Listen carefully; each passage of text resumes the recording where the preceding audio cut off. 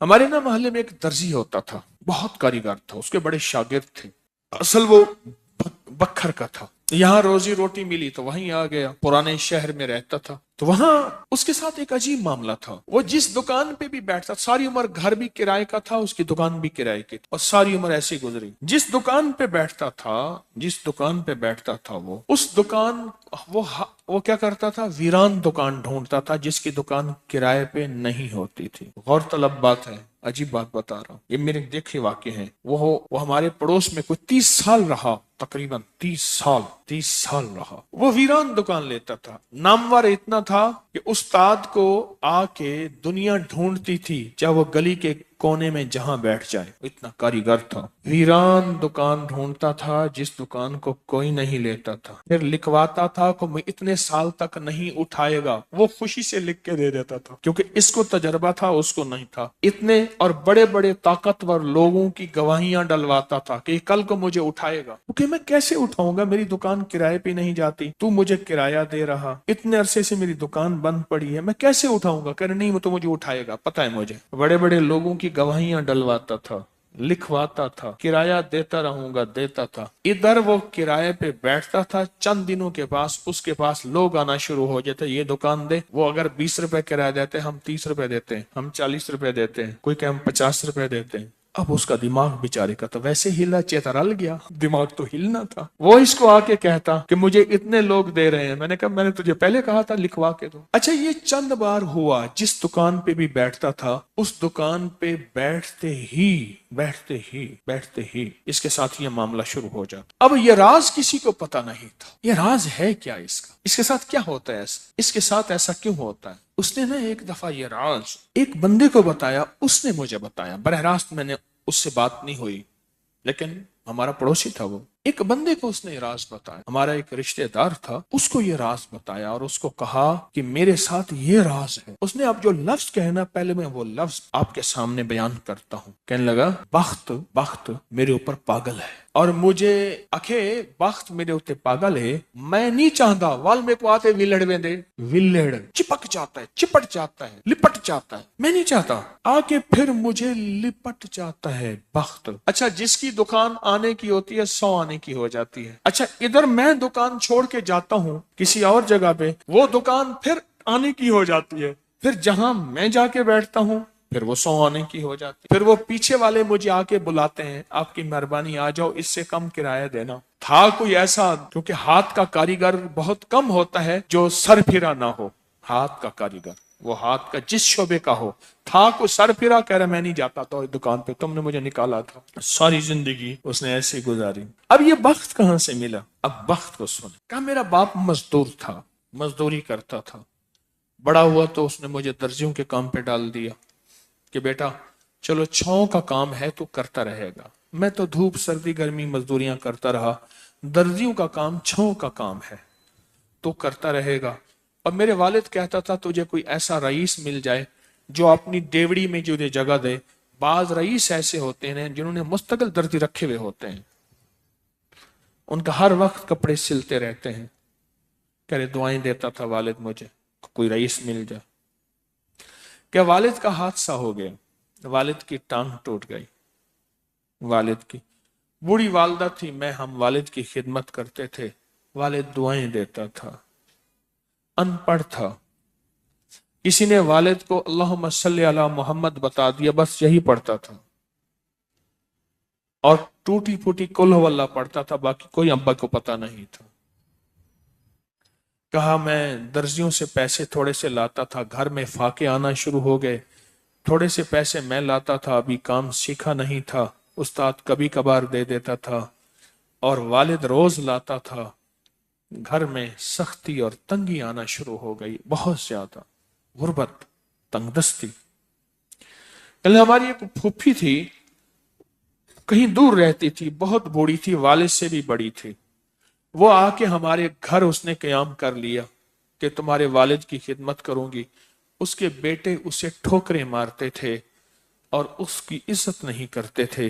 वो फिर घर आ गई। अब मेरी माँ मुझे देखे, मैं अपने देखूं। माँ ने कहा बेटा आ गई है, इसकी भी खिदमत साथ करनी है। اب پھوپھی نے، ایک پھوپھی بوڑھی ابے سے بڑی، ایک والد معذور، بوڑھی والدہ اور بہت سارے بہن بھائی، کہا کہ کئی راتیں ایسی گزرتی تھی میں اور میری ماں نہیں کھاتے تھے، فاقوں میں سوتے تھے، پھوپھی کو کھلاتے تھے۔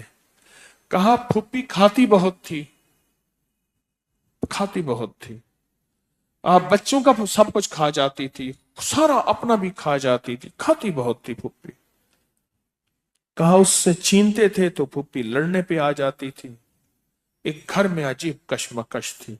کہا ان سختیوں تلخیوں میں میں ان کی خدمت کرتا رہا، باپ کی ماں کی خدمت کرتا رہا، حتیٰ کہ والد پتہ نہیں کتنے سال کہے مجھے بھول گئے، فوت ہو گئے۔ اور پھوپھی نے کے دل میں یہ بات آئی کہ ہم نے والد کو زہر دیا ہے۔ اس نے سارے جہان کو کہنا شروع کیا کہ انہوں نے والد کو زہر دے دیا، میرے بھائی کو مار دیا۔ گھر میں روٹی بھی کھاتی تھی، بچوں سے چھین کے بھی کھاتی تھی، چوری چھپے بھی کھاتی تھی، دن رات بھی کھاتی تھی، ہمیں برا بھلا بھی کہتی تھی، لوگوں کے ہاں شکوے بھی کرتی تھی۔ پھوپھی نے جینا حرام کر دیا۔ کہا میری ماں کہتی تھی بیٹا کوئی بات نہیں، برداشت کرو۔ برداشت کرتے کرتے پھوپھی بھی چلی گئی اور اس کو اللہ کی امانت کو اللہ کے سپرد کیا، اور پھر اب ماں رہ گئی۔ اب میں نے اپنی ساری توجہ ماں پہ ڈال دی۔ کہا اماں کیا کرتی، خالی چھابی نہیں ہوتی ہے، چھابی روٹی تو تھوڑی سی ہوتی تھی کھا لیتے تھے، خالی چھابی ہاتھ میں ایسے لے کے نا کہتی اللہ اس کو اتنا بخت دے، اتنا بخت دے، اس کے ساتھ دھرتی لگے تو اس کو بخت دے، اس کے ساتھ سوئی لگے تو اس کو بخت دے، اس کے ساتھ دھاگا لگے تو اس کو بخت دے، اس کے کپڑے جو پہنے اس کو بخت دے، اس کو جو دیکھے اس کو بخت دے، اس کو جو اس کو دیکھے اس کو بخت۔ اماں چھابی لے کے مانگتی تھی، روتی تھی، اور بعض اوقات چھابی میں اماں کے بہت سارے آنسو ہوتے تھے۔ کہ بس یہ نظام چلتا رہا چلتا رہا، اماں بھی گزر گئی۔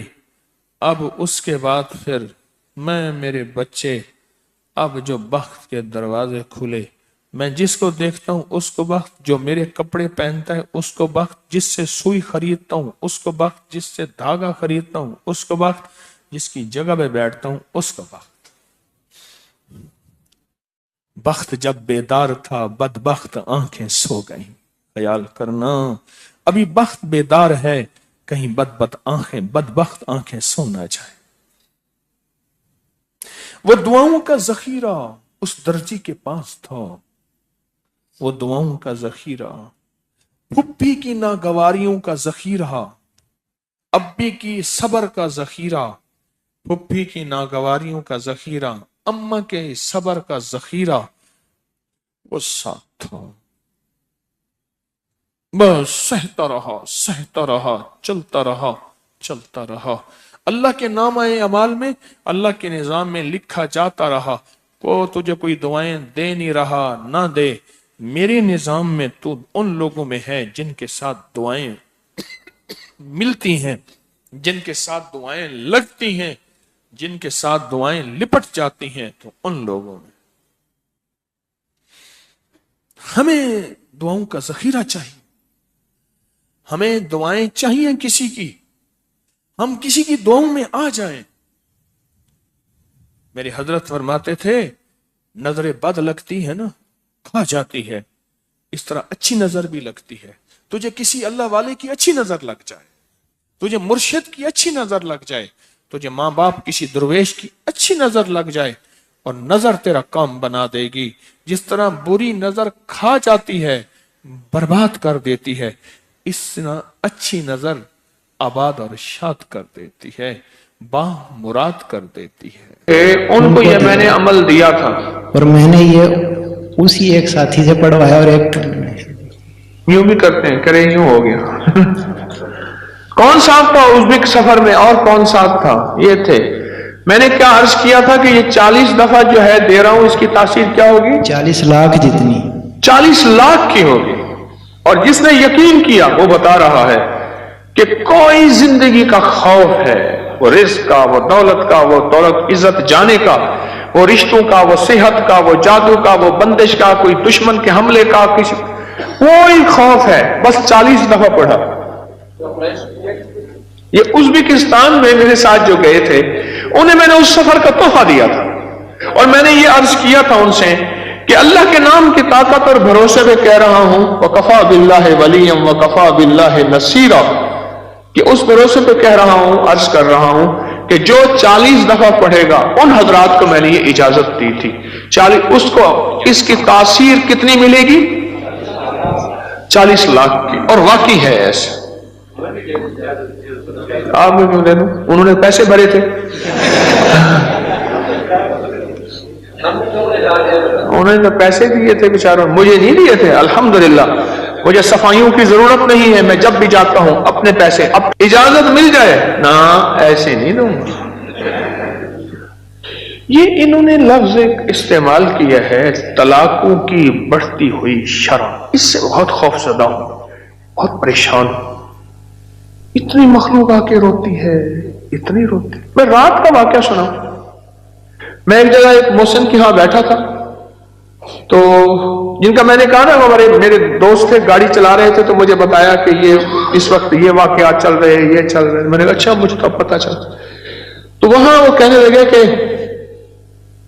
بیوی شادی ہوئی، تو شادی کے دوسرے دن ولیمے کے دن اس خاتون کی جو بیوی بنی اس کی سہیلی کی شادی تھی.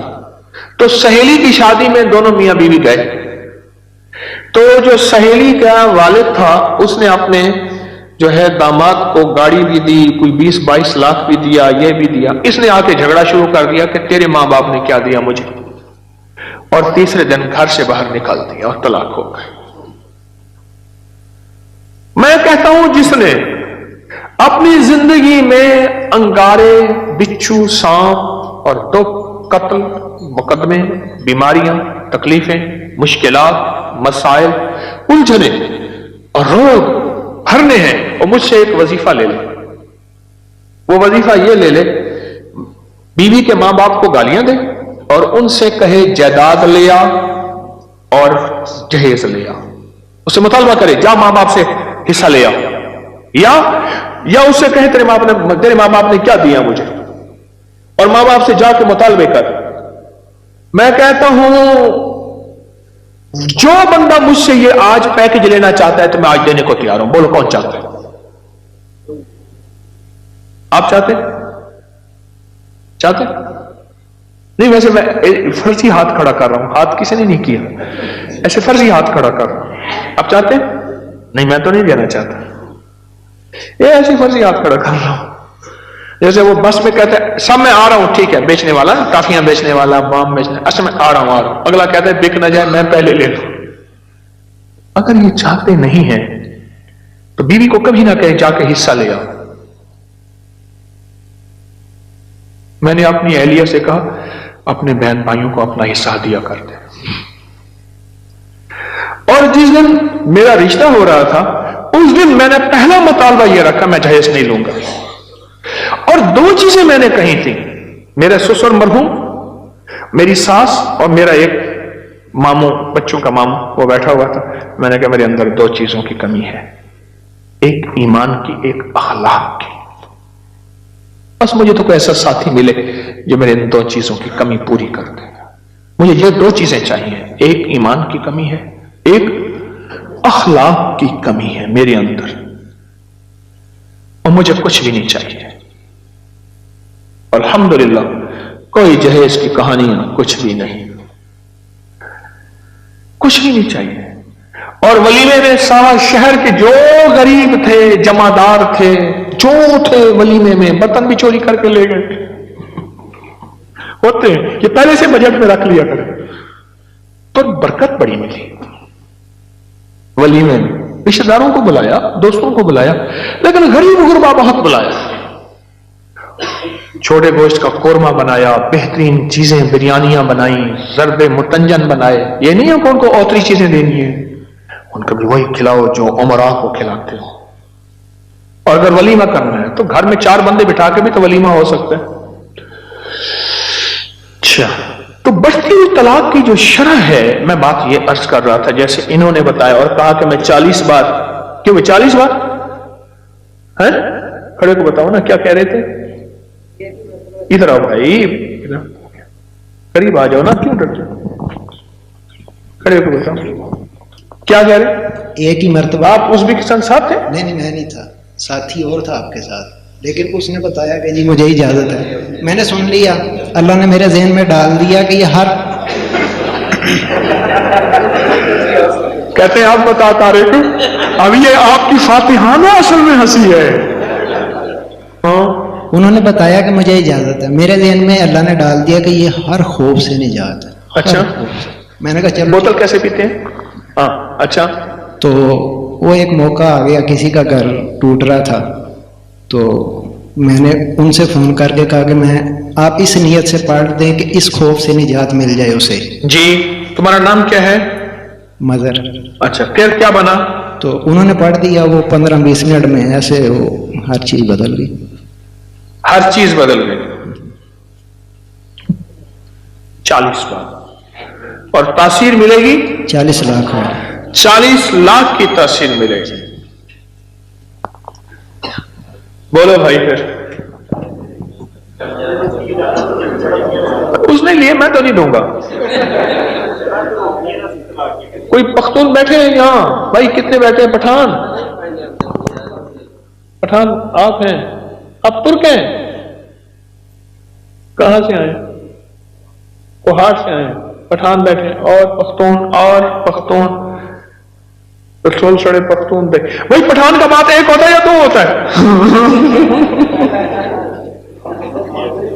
پٹھان کا بات ایک ہوتا ہے یارا، بس رعایت نہیں ہوتی پٹھان میں۔ ہاں بھائی، پٹھان میں رعایت ہوتی ہے؟ نہیں، وہ خود کہہ رہے ہیں، وہ کہہ رہے رعایت نہیں ہوتی۔ ہاں بھائی ہوتی ہے، سچ بتاؤ، ایمان والی بات کرنا یارا۔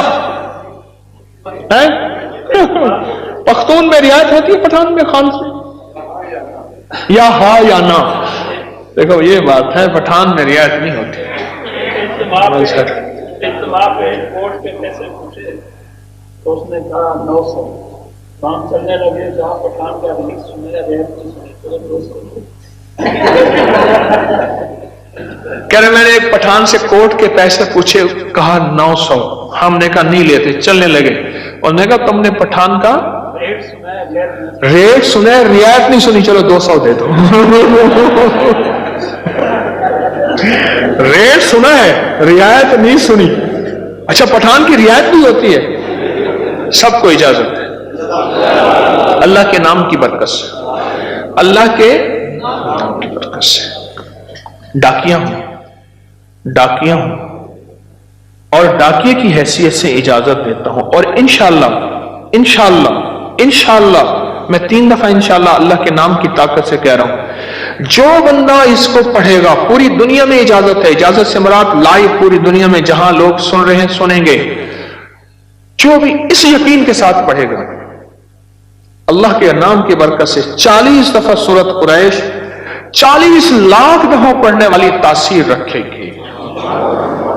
وَكَفَى بِاللَّهِ وَلِيًّا وَكَفَى بِاللَّهِ نَصِيرًا۔ اس یقین سے جو پڑھے گا، جو 40 لاکھ دفعہ سورۃ قریش کی تاثیر اس کو ملے۔